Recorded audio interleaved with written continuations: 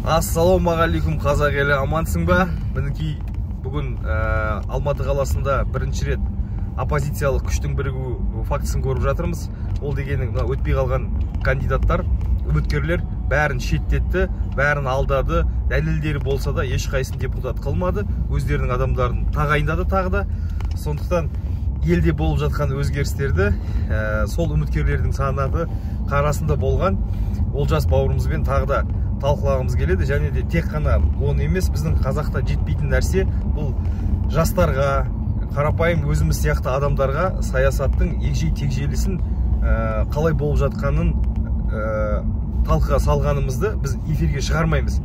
Мысалға ресейліктерді, украиндықтарды көретін болсаңыздар, олардың бәрі кез келген әңгімені блогинг қылады, кез келген адамды эксперт қылады. Сондықтан бізде соған атсалысып көрейік, мүмкін бізді тыңдар халық болар. Ассалаумағалейкум Олжас бауырым. Алейкум ассалам. Бүгінгі барған жиынды қалай атар едіңіз, қалай болды, қалай атайсың, соны айтып жерсең. Ассалаумағалейкум құрметті қазақ елі. Бүгін Рәкең айтпақшы күшті бір жиын өтті, керемет бір жағдай болды. Ол дегеніміз кешегі үміткерлердің өте алмай қалған, алданып қалған биліктің құйтырқы әрекетінің кесірінен жеңіп тұрса да жеңілді аталған азаматтардың барлығы бас қосып бүгін бір үлкен қадам жасады десек болады. Ол жерде тек қана Алматыдан ғана емес, бүкіл Қазақстаннан біраз қалың жұрт жиналды. Оның ішінде Оралдан келді азаматтар, Өскеменнен келді, Астана, Лұқпан Ахмедияров келді, Өскеменнің біраз беделді азаматтары келді. Солтүстік Қазақстанның соның ішінде Қызылжардан келді азаматтар. Соның барлығы жиналып, бір пікірлесіп, бүгін мемлекеттің парламенті сынды жұмыс атқарамыз деп сондай бір шешімге келді. Ол туралы негізгі 9 тақырып талқыланды. Оның ішінде айта кететініміз жаңағы мына сайлауды заңсыз деп тану, легитимсіз деп тану бірінші себеп. Екіншісі жаңағы қаңтаршыларға қатысты саяси қуғын сүргінге ұшырап жатқан азаматтарды босату, одан кейін мынау заң аясындағы жұмыстар, сол сияқты жалпы алдарды 9 тақырып. Оның барлығы қазірше талқыға салынатын болады. Мына көпшіліктің назарына Фейсбукте жарияланады. Сіздердің егер алып қосарларыңыз бар болса, қосыңыздар, талқылаймыз. Біз жаңағы өкімет емеспіз, тек қана айтқанда қатып қалатын. Сондықтан көпшіліктің қалауымен қандай шешім қабылданады, сол шешімді ұстанамыз деп шештік. Және аманшылық болса, осы бүгінгі күніміз бір үлкен тарихи жағдай болып, Құдай қаласа Қазақстанның, дамыған Қазақстанның бір жаңа беттерінің бірі болады деп үміттенеміз енді, Алла қаласа. Мынау жаңа екеуміз айттық, тағы да осы эфирде айта кетейік. Қазір алдыға халықтың алдына шығып атқан саусақпен санардай азаматтар бар. Арман Шораев, Нұржан Альтаев, Лұқпан Ахмедияров, Санжар Боқаев, Мұхтар Тайжан. Осылар бірікті. Арайлым Назарова. Енді бұл Арайлым Назарова енді көпке танымал емес, ол алматылықтарға көп танымал, бірақ қазаққа жаңағы елім жерім деп Украин соғысын мен қаңтар тақырыбын бірдей көтеріп атқан бұл жерде Арман Шораев пен Альтаевты айтуға болады. Лұқпан Ахмедияров бар, өзі Украинаға барып, екеуміз эфирде түсірдік. Қуанатын жағдай, бұл Назарбаевтың кезінде бұл азаматтардың бәрі негізі өлетін еді. Бұлындайларды тұншықтырып, буындырып тастайтын еді. Сондықтан сіздердің барлықтарыңыздың, құрметті қауым, барлықтарыңыздың қолдауларыңыз қажет.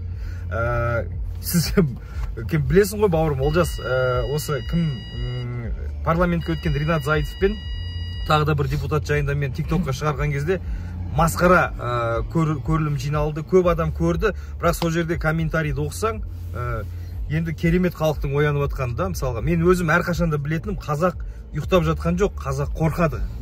Мен келсем. Келсесің ғой оған. Сон жаңа айтайын дегенім, бұларды қолдау жағынан қалай еңбек ете аламыз, өз ойың қандай? Мысалға, не істей аламыз?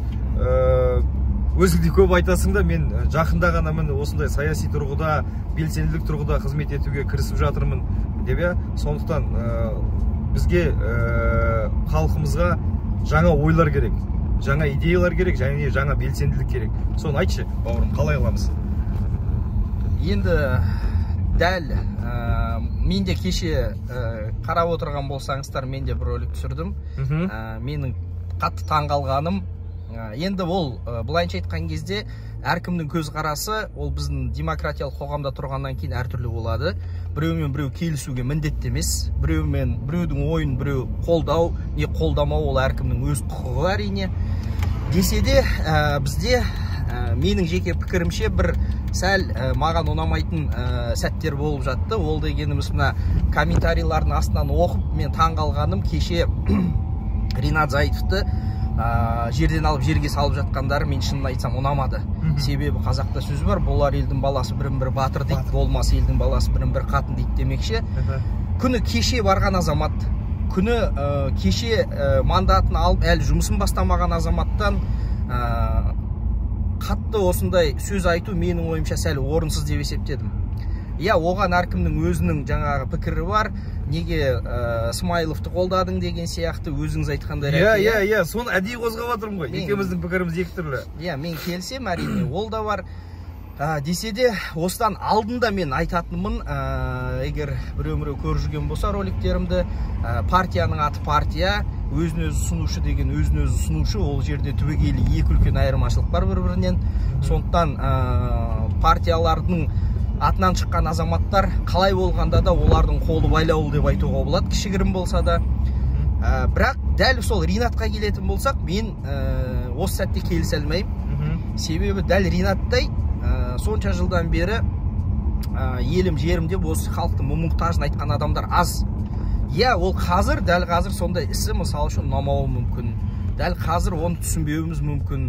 Десе де бізге уақыт керек деп есептеймін. Бірден алып басынан шабу деген менің ойымша біздің ата-бабамыздың тарихында жоқ зат. Негізінде сабырға келу керек. Біз сәл бір ай өткеннен кейін, бір 10 шешім өткеннен кейін сынасақ болады деп ойлаймын. Әзірше біз оған керісінше қолдау беріп, ол жігіттің жаңағы рух беріп ол жігітке.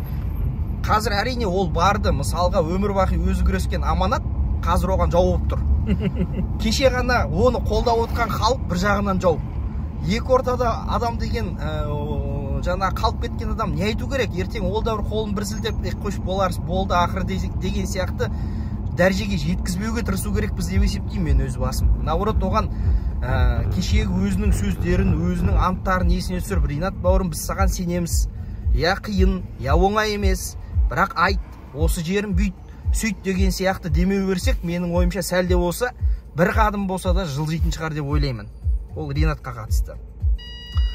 Қалғандарына қатысты өзіңіз айтқан ракеда, одан да басқа біраз видео қарап шықтым мен. Әрине енді не жігітке, не қазаққа бір сай келмейтін іс-әрекеттерді көріп отырып мен сынағым келмейді, бірақтан менің намысыма, ұлтымның намысына тиетін бір іс-әрекеттерді көріп отырған кезде мен шын айтсам көңілім қалды. Бірден қалды ол жігіттерден. Бүгін табалдырық аттағаны бүгін, мысалға парламенттің, қазір-ақ үрленіп алып, адам санамай, ешкімді менсінбеу деген атамызда салтында жоқ зат менің ойымша. Енді оған енді мен ешқандай ақтау таба алмаймын. Ондай жігіттерге енді тек атасы мен өзіне сын, оған тәрбие берген әкесі мен шешесін сын деп есептеймін.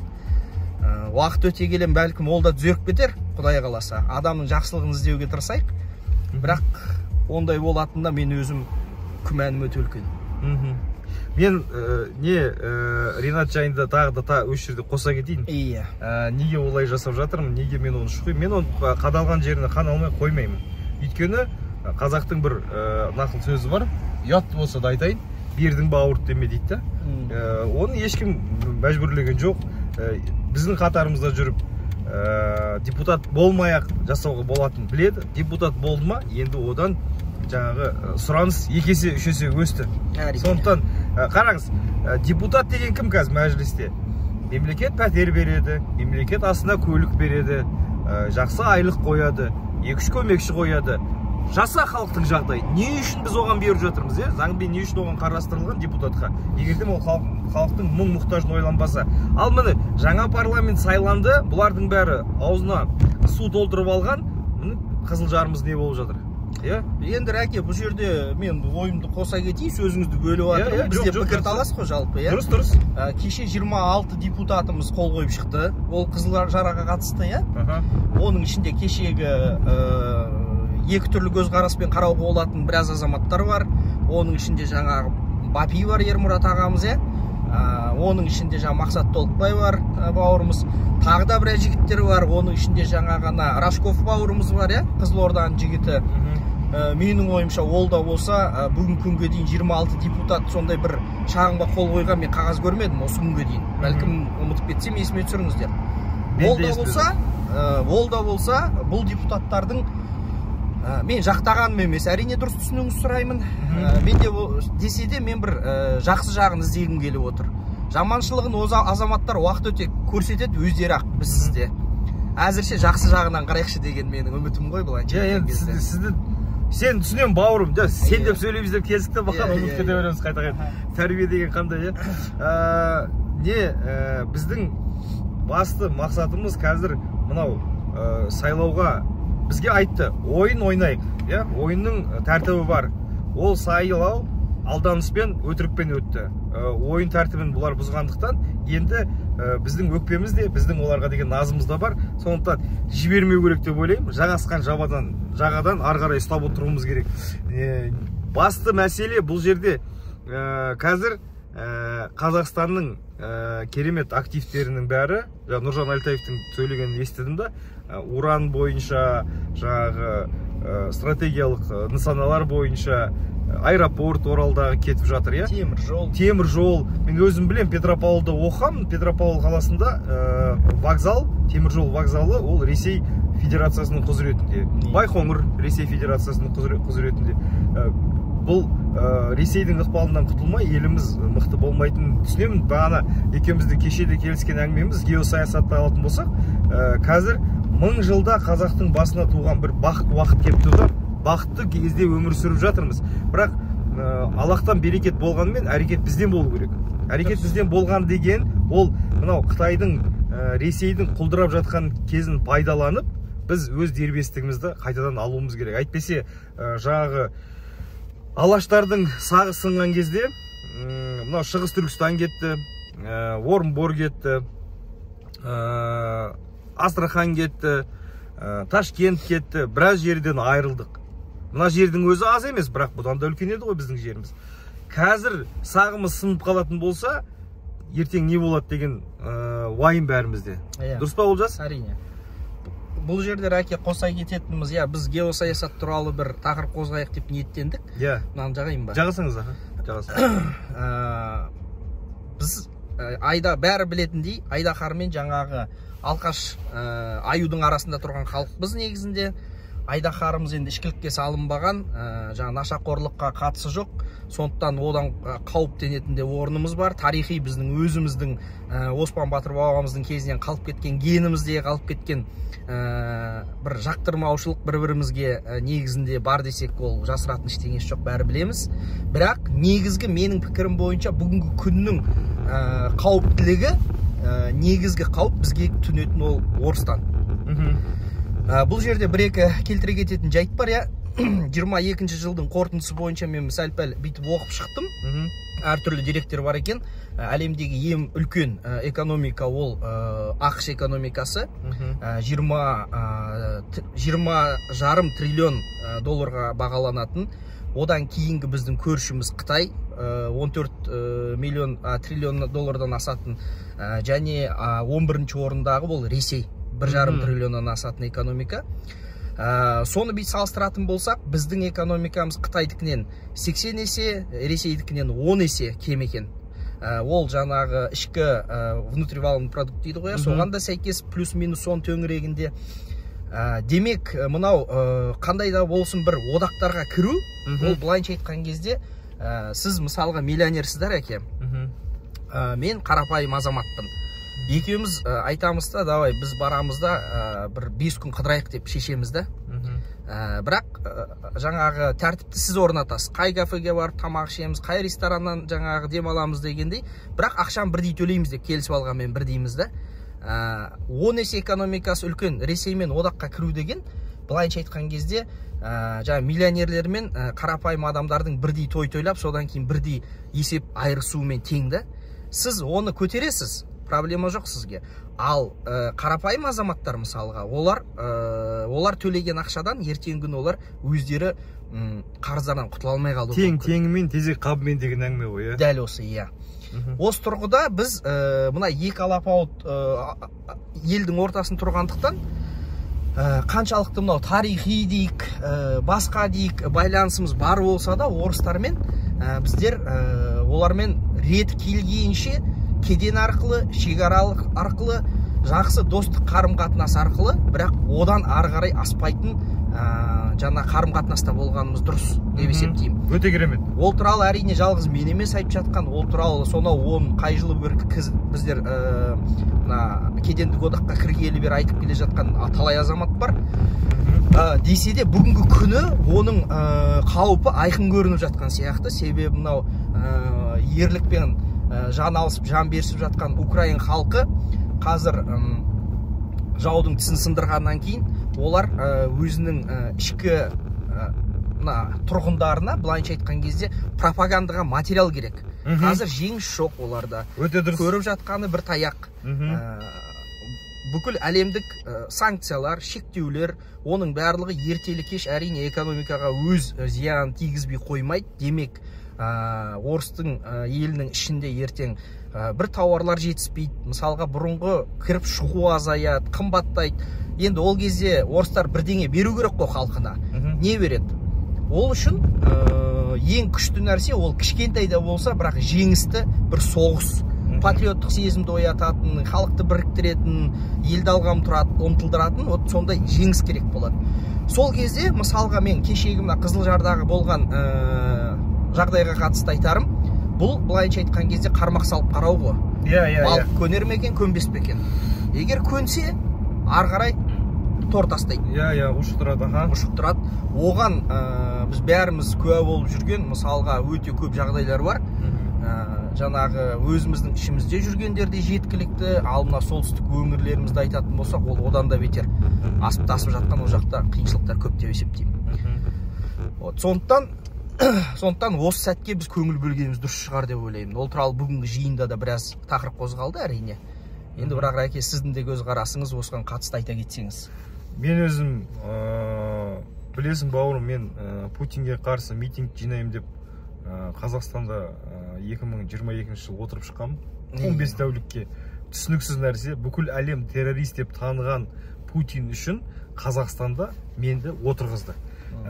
Қазір мен ойлап отырмын, мені соттаған судьяға хабарласып, неге ана Гаагадағы Путинге санкция берген соттарды сен соттамайсың? Біздің камерамыз құлап қалды. Неге сендер соттамайсыңдар оны? Бұл бірінші жай. Күлкілі ғой енді. Екіншіден, менің ойым былай. Егерден былай айтқанда, Ресей бізге ешқандай қатыгездік ойы жоқ болып, өз отырын өзі қасып, қазір үйінде отыра бергеннің өзінде, мына экономикалық тұрғыдан біз өте тәуелдіміз оларға. Олардың экономикасы құласа, теңге құлайды, біздің экономика құлайды. Біздің тамақтың өзінің 40% Ресейден келеді, мысалға. Солай жасалған ЕАЭС-тің, Евразиялық экономикалық одақтастың бір арғы беті, жаман жағы, бұл солардың тамағына қаратып қойғаны бізді. Бұл бір. Қосай кетейін, Рәке. Евразиялық одақтың ішінде бізде ең үлкен сауда айналым Ресеймен, ол 92,4%. Біздің тауар оборотымыз именно Орыспен, Россиямен. Қалғаны жаңағы 4%-ға жуығы ол Қырғызстан, 1% Беларусь, 1% Армения мекен, сондай майда шүйда былайынша айтқан кезде. Сол ғой, мен айтайын деген, өйткені бұлар бізге ештеңе істемегеннің өзі бізге жауыздық болып тұр бұл ше. Өйткені ауылдағы адамдарға ешқандай қапері жоқ қазаққа мынау Ресейдің құлағаны бізді сорады артқа қарай. Бұл анау құлап баратқанда жағаның бәрінің жармайды ғой, өзім сақтайым деп. Сол кезде біз бірінші жағамыз тұрды, береміз бүйтіп. Алып кетеді біз құрдымға. Ертерек бұлар құрдымға кетердің алдында біз бұлармен ажырасып, өзіміздің жаңағы межемізді межелеп бөлек кету керекпіз. Енді келесі жағдай, бізді қорқытып келген Ресей осы уақытқа дейін ойбай не Ресей, не Қытай. Қытаймен дос болайық десек, Ресей тиіседі, Ресеймен дос болайық десек, Қытай тиіседі деп бізді осы Назарбаев 30 жыл алдап келді. Мен өзім білем, Айбек деген досыма, ассалаумалейкум Айбек бауырым, көретін шығарсың. Все под контролем деп аппарат президенті істеп жүрген кезінде айттың маған талай. Міне под контролем болғанын қазір жаңағы кебісіміздің мезі шығып кетті. Қазір Қытайдың ішінде экономикалық үлкен қауіп бар. Өздерінің ішінде жаңағы кризис келе жатыр бұларға да. Үлкен дағдарыс келе жатыр. Осының бәрін пайдаланып біз өзіміздің тұрғылығымызды, өзіміздің жекеменшілігімізді меншіктеп алуымыз керек. Мына жер менікі, ары қарай сенікі. Қараңыз, Қырғызстан сомы Ресей рубліне ешқандай бағынышты емес. Рубль мен доллардың арасындағы өлшерлеме ауысқанда, курс ауысқанда, Қырғызстан сомының мұрты қисаймайды. Ал жаңағы доллар мен рубльдің курсы ауысқан кезде теңге құлайды. Теңгеге ол екеуінің арасы жақсы болса да, жаман болса да теңгеге жаман. Өйткені біздің экономикамыз Ресейге өте қатты тәуелді. Оны макроэкономиктердің көрсеткіштері бойынша басқа да керемет экономистер бар, айтып береді, бізден жақсы. Бірақ басты мәселе теңгемізді дербес алып шығуымыз керек, орыс рубльнен құтылуымыз керек, оның ықпалынан құтылуымыз керек. Олар қазір не істеп жатыр? Мүмкіндігінше біздің экономикаға өздерінің активтерін аударып жатыр. Өйткені олардың қазіргі болып жатқан заводтары, фабрикалары, өндірістері, кәсіпорындары, банктерінің бәрі құнсыз, түк тұрмайды. Біздікілерін алып, сол арқылы жұмысын жасамақ. Бұл дегенің біріншіден біздің ішаралық бәсекелестіктің мәселесін тудырады. Бәсекелестікке зиян кесірін тигізеді. Өйткені бұлар адым ресурспен кіреді. Ақордада отқан, аппарат президенті отқан бұлардың лоббистері бар. Өткенде Әлнұр Мұсаевтың интервьюін көрсем, Башко сондай сатқынды жасады дейді. Кореяға истребитель сатам деп. Солардың бәрі әлі билікте отыр бізде. Солардың бәрі әлі ешқайсысы сотталған жоқ. Сондықтан құтылу керек, ертерек құтылу керек. Осыған қатысты бір толықтыра кететін Рәке. Польшада осы жақында заң қабылданды. Кімде-кім билік басында отырған азаматтардың қай-қайсысы болса да, егер кезінде Совет үкіметінің кезінде не болмаса, содан кейін мынау Совет үкіметінің кезінде өзіңіз білесіз қой, ең негізгі біздің дипломаттарды МГУ ғана тәрбиелеген, оқытқан. Польшада осы жақында Мәскеу мемлекеттік университет, именно сол Мәскеу университетінде Ломоносов атындағы кім оқыған болса, солардың барлығын биліктен шеттетіп тастау туралы заң қабылданды, заңды түрде. МГУ-да оқыдың ба, бол, сен билікке жолай алмайсың. Сен экономикамен айналыс, бизнеспен айналыс, әңгіме жоқ, не істесең соны істе, бірақ та билікке келе алмайсың. Менің пікірімше ол өте орынды. Себебі біздегі мына жаңа өзіңіз айтып отырған көп биліктегі министрлер болсын, соның қарамағында жүрген адамдар болсын. Мысалға біздің биліктің, министрліктегі азаматтардың, министрлердің көмекшілерінің көбісі Ресей Федерациясының азаматтары.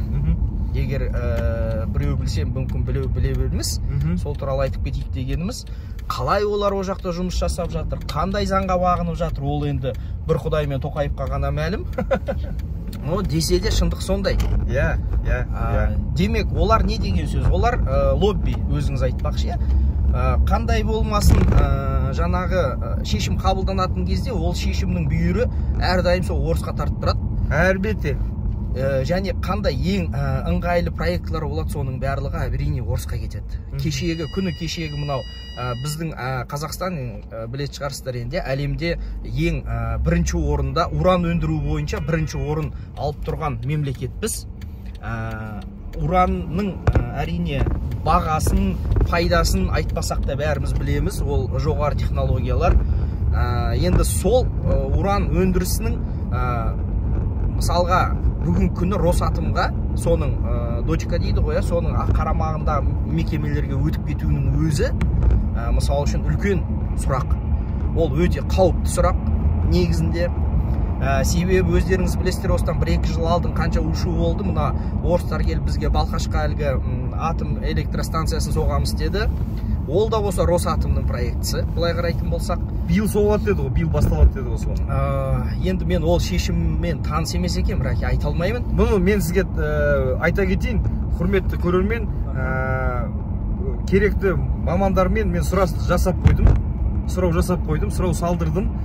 Осы бір аптаның ішінде бұның әңгімесінің сандарымен, жаңағы экономикалық маңыздылығымен, маңызсыздығымен, дәлелдерімен, соның бәрін алдарыңызға салып береміз. Осы Қазақстан халқына. Өйткені ол тек қана біздің энергетика емес, егердем ол уран Қазақстан жаңағы атом электростанциясы Балқаш көлінің қасында салынатын болса, ол дегенің үлкен қауіп бізге. Ол әрдайым жаңағы сенің қалтаңа граната салып қойғанмен бір дейді, кез келген уақытта мен тартам жібін деп. Мысалға, Аралды құрттық. Сол кеңес дәуірінің ақмақтығымен Арал құрылды. Енді қалып отқан Балқаш көлі бар. Егерден Балқаш құрыса, онда мынау Қазақстанның жарты өңірі экономикалық апат ауданына айналады. Қарағанды өңірі, Алматы облысының біраз жері, Жетісу облысы бар. Бәрі, Іле, ол дегенің, егерден ол жерден су алмайтын болсақ, егерден ол радиациялық апатқа ұшырайтын болса, ол дегенің бізге мардымсыз нәрсе. Соны келмейді. Бізде бары табиғи газ бастан асып жатыр. Ол мұнай өндірушілерді көріп отқан шығар, біледі. Ол жаңағы мұнаймен бірге шыққан қосалқы мусор. Соны пайдаланып, ондай электростанциялар салуға жетеді бізде қауқар. Атом энергиясының қажеті жоқ бізге. Бізде миллиардтаған адам тұрып жатқан жоқ, ондай энергия қабылданатын. Егердем Қазақстанда электр қуаты тапшы болса, неге осы қаңтар оқиғасына дейін әлемнің биткоин ботофермалар 24% Қазақстанда болған. Ол дегенің электр қуатының өте үлкен пайдалану көзі. Олар масқара электр қуатын тартып отты өздеріне. Астананың шетінде қаншауы бар сондай ботоферманың. Біз ботофермалар энергиясын қамтамасыз еткен мемлекетпіз. Біздің ондай тоқтан ешқандай қиыншылығымыз жоқ. Қырғызстанға барған кезде, қырғыз ағайындармен кездескен кезде айтады да, бізде Бишкекте осы 2017-18 жылдар ғой, Бишкекте дейді сағатпен береді электр қуатын дейді. Өшіреді, сөндіріп тұрады. Мына ауданды өшіріп, өйткені тоқ қуаты жетпейді. Тоқ қуатын мемлекеттің бюджетіне ақша түсіру үшін Қазақстанға сатамыз дейді. Ал сендер дейді, айдаладағы развязка, айдалада трассадағы развязкаға тоқ беріп қойғансыңдар дейді. Біз соған ішіміз ашиды дейді да.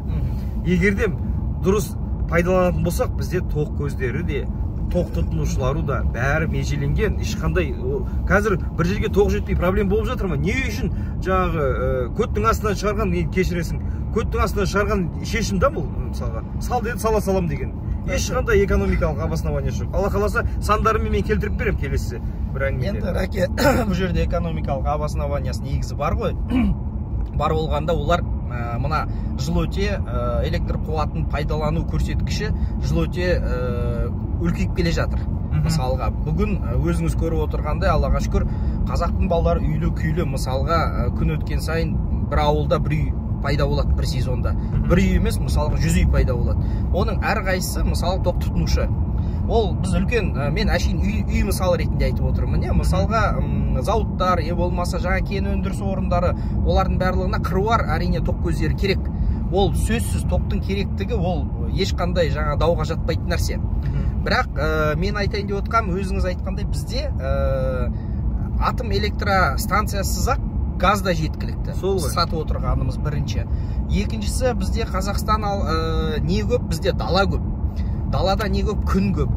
Бүкіл әлем қазір мынау күн көзі арқылы электр қуаттарын табатын жаңағы табиғи көздерді пайдалануға көшіп жатқан кезінде біз айналып кеп сол баяғы 60-шы жылы жаңа проектлер 60-шы жылы жасалған Росатомның атомный электростанциясына жабысып отырғанымыз негізі өте үлкен ақымақтық. Мен сөз айтпас едім, егер ол жапондықтар салып жатса, болмаса француздықтар салып жатса, Катко бар, мысалға Тошиба бар, егер сол компаниялар салатын болса, мен ешқандай қарсылығым болмас еді. Себебі олардың жаңағы табиғатқа зияндылығы, болмаса мынау жер сілкінісіне қатысты нормативтері өте мықты. Ал енді өзі өлуден шығара алмай жатқан орыстың шығып кеткен баяғы технологияларын өзіміздің еліміздің ортасына әкеліп қою негізі ол өте үлкен ақымақтық деп мен өзім есептеймін. Өзіңіз айтқандай, ол қалтаң гранат сақ қойғандай. бізде мына реакторды обслуживать ететін, оны пайдаланатын, оны іске қосып, өшіріп, болмаса оны уақытылы дер кезінде жұмыстарын атқарып тұратын бізде специалистер жоқ. Оның барлығын біздер орыстан алуға міндетті боламыз. Мәжбүр боламыз. Оны мәжбүр болғаның бір жөн, оның келген 10 маманның 8-і, менің ойымша, 7-і жоқ дегенде ФСБ-ның қызметкерлері болады. Кез келген сәтте жаңа қай жердің реактордың қай жерінен бір утечка берсек, біздің ел сол сәтте көнбей отқан кез келген сұрағына көнеді, бермей отқан ақшасын сол сәтте береді. Ол дегеніміз біздің ұлттық қауіпсіздігімізге үлкен сын. Сондықтан түбегейлі бас тарту керек деп мен өз басым есептеймін. Бұл электр атом станциясын салмаудың бірден-бір дәлелі мына Украина соғысында көріп отырсыз, Запорожье атом станциясын басып алды да, сонымен шантаж жасап отыр. Қазір жарылады, қазір Европаның жартысын қырып жібереміз деп. Сондықтан бұл бәлені үйге кіргізудің қажеті жоқ. Бұндай бізде жоқ па? Мынау Қонаев крематорий салғызбай қойды деп әлі күнге дейін мақтайды халық. Қазақстанда осы Алматыда крематорий салғызбай қойды, қазақты өртеткізбей қойды деп. Сол сияқты егердем ел ертеңін ойлайтын билікте отырған адам болса, сол заңды түрде инициатива басталу керек. Атом электростанциясын салуға бас тартамыз деп. Осы күнге дейін атом қаруынан біз қол жайып қалғанымызды мақтан тұтамыз. Негізі өте үлкен қателік бұл Назарбаевтың жасаған атом қаруынан бас тартқаны. Енді келіп атаңның басына саласың ба ол электростанцияны? Бас тарттың ғой. Атом нені жоғатпа. Семей аз болды ма қазаққа? Келсем, толықтай келсем. Семей аз болды ма? Неменеге соны ұмыта кетеміз біз, халқым ау? Неге біз сол Семейдің жарасы осы күнге дейін біздің немізді, қанымызды қанатып келген, денеміздің жаралап келген, балаларымызды мүгедек қылған, ұлтымызды кеміс қылған Семейдің атом полигондарының жабылуына соншама жыл жүріп жаптырып, енді кеп Балқаштан саламыз деген ол қайсасқанымыз. Сондықтан бұған қарсы болуымыз керек, бұны біз салдырмауымыз керек. Өлгенше сөрге барып сүйегіміз қалса да, бұған қарсы боламыз өзім, өйткені бұл ұлттық қауіпсіздік, біздің ұлттық қауіпсіздік қойғанда, бұл біздің болашағымыздың балтасы. Бұл болмайды, бізге жоғалтпау керек. Сол әңгіме, керемет. Негізі мысалға Ринат Зайытов жайында келіспесек те, атом электростанциясы жайында ойымыз бір жерден шығады екен, Олжас. Әрине. Ол енді кез келген жаңағы адамның өз пікірі болуы мүмкін, бірақтан енді ұлттың мүддесі, ұлт болашағына келген кезде менің ойымша ұлт жандымын деген кез келген адам бұндай сұрақтарда бір-біріне қарама-қайшы келмейді. Өте керемет. Әңгіме сол ғой. Құрметті халқым, айналайын, қазағым, барлықтарыңызға айтатыным, саяси көзқарастарыңыз, көздеріңіз ашық сіздердің. Бәрін түсінесіздер, бәрін білесіздер, комментарий қосыңыздар. Егерден біз осы әңгімелерді үндемейтін болсақ, онда ит жоқ болса шошқа үреттің әңгімесі. Міне шошқаның үргені өзінің үңгірін әкеп ортаға атом электростанциясын салайын деп жатыр. Екіншіден біздің ұлттық нақышы бар, ұлттық маңызы бар объектілерімізді қолына алып жатыр. Сіздер комментарий жазыңыздар, осыны таратыңыздар, бізбен пікірталасқа келіңіздер. Міне Алматы қаласындамыз, әдейі біз осы форматта өткенде ұнады екеумізге де, мәшинеде жүріп Алматының ішінде әңгіме айту деген. Қандай керемет, студияда керек емес. Егерден әңгімеге қосыламыз десеңіздер, бізге хабарласып комментарийға жазыңыздар, артында отырасыздар, немесе алдында отырасыздар, әңгіме қозғаймыз бірге қозғаймыз. Енді Олжас, келесі тақырыпта, қандай тақырыпқа дайындалсақ, әлде күнде болып жатқан әңгімеге байланысты дайындаламыз ба екеуміз? Жалпы, Рәке, мынандай ой келді маған, бүгін біраз ойланып отырып. Бүгін келген жоқ, ол әрине біраз уақыттан бері ойда жүрген, бірақ бүгін мынандай ой келді. Егер деймін да, мен кеше біраз ақпараттарды оқып отырып, әлемде өзін өзі қорғау үшін қару заңды түрде рұқсат етілген мемлекеттер туралы оқып шықтым. Оның ішінде конституциясында бекітілген 3 ел бар екен. Және бір 10 шақты ел өзінің жаңағы азаматтарына қару ұстауға рұқсат берген.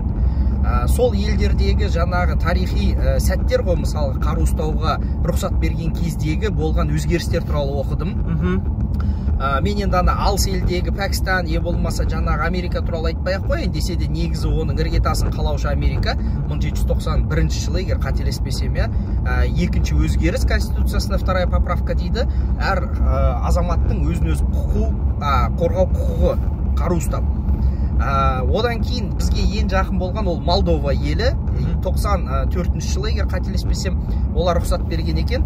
Сонда бір жылдың ішінде Молдова елінде, өздеріңіз білесіздер, ол Приднестровье жаңағы мына сепаратистік ошағы бар ел, бір жылдың ішінде қылмыс 40%-ға азайған екен. Сол кезде маған ой келді, егер деймін да біздің елде қазақта негізі жігіттің 7 қазасының бірі ерен мылтық, иә? Жаңа тағы да бір сөз бар, жиынға барсаң қылышыңды ала бар деген. Мысалға біздің ұлт ата бабамыздың заманынан бері жауынгер болған ұлт. Мысалға орыстарда делік батырақ болған және әскер болған, иә? Біреулерде жаңа ұстаз болған, біреу ұста болған. Біздің елде кез келген жігіт жаңа 7 қаруы жеті қазынасынан бөлек 7 қарудың түрін жақсы меңгеру міндет болған. Оның ішінде жаңа қылыш, айбалта, садақ, мылтық, жаңағы тағы да найза, қанжар, найза, шоқпар сынды қаруды жетік меңгерген болған. Бұл жерде айтайын деп отырғаным, соның арқасында біздің елде мысалға ол шаруада жауынгер, ол жауынгерде жауынгер, ол мұғалімде жауынгер, ол жерде жаңағы диханда жауынгер, бізде жауынгер емес адам болмаған. Ал бүгінгі күнге бізде мысалға жоқ дегенде бір өзіміз қорғау үшін қаруымыз жоқ. Мен осы жерде айта кетейін, біздің жауынгерлер орамал тартқан келіндер болды. Қаңтарда өз көзіммен көрдім, жылап. Анау арыста жарылыс болған кезде, мама мен өлем деген анау әскери көрген кезде, мен солдатты көрген кезде жерге кірер жерін таппадым. О заманда бұл заман қай мынандай мемлекетте тұра қорқақтар мен қотырларды біз сыртымызға қоршап қойғанбызда, ішінде отырып жаңағы өзіміздің боғымызға малынып жатырмыз. Жаңағы қаруды не қылған әңгіме керемет әңгіме. Ол әңгімені мен қатты қолдаймын. Жаңа сіз айтып отқан мемлекеттердің ішінде Швейцарияда бар ғой. Иә, Швейцария бар, Израиль бар, Финляндия бар. Тағы да кім бар еді? Норвегия бар, Пакистан бар, ақш бар, Эстония бар, Молдова бар. Сондай бір 10 шақты мемлекет. Қараңыз, мысалға жаңа біз айтқан Швейцария бар, Израиль бар, Финляндия. Осы 3 мемлекет айтатын болсақ, мысалға Израиль 6 араб мемлекетін жеңіп шықты. 6 күнде. 6 күнде. Сосын барып Швейцарияға Гитлердің өзі, Наполеонның өзі соғыс ашпаған, екеуінде айланып өткен. Өйткені ол жерде 14 жастан бастап қару береді қолына.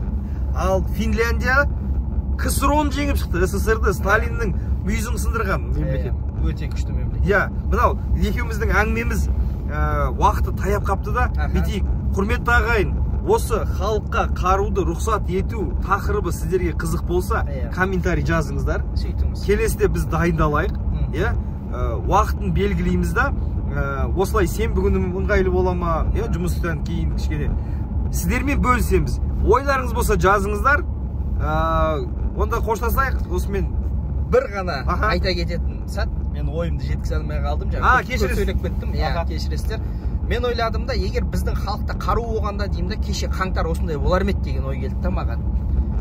Менің ойымша, егер дәл бізде халықта қару болғанда, кеше қаңтар болмас еді. Бізді жаңағы кеше сол жердегі жүрген жігіттерді, қыздарды ешкім тауықша қырмас еді. Себебі олар білер еді, қай жерден оқ атса, соған жауапты оқ міндет түрде келетін. Бізді өзіміздің қорғану құқымыз жоқ да қазір. Не заң түрінде, не сотта, не ішкі істер қызметкерлеріне барып жүгіне алмаймыз, не қаруымыз жоқ. Сонда біз қалай өзімізді қорғау керекпіз деген сұрақ. Оқтаймен, анау қамыр жаятын, оқтай алып, орамал тартып, жаңағыдай сондай қатын шайқасқа шығатын шығармыз. Әлде біздің басқа жолымыз бар ма? Құрметті көрермендер, құрметті қазақ халқы, жазыңыздар, иә? Келесіде біз осы әңгімеге қайта келейік. Барлықтарыңызға ассалаумағалейкум, ораза қабыл болсын. Келесі жүздескенше сау болыңыздар. Рахмет, сау болыңыздар.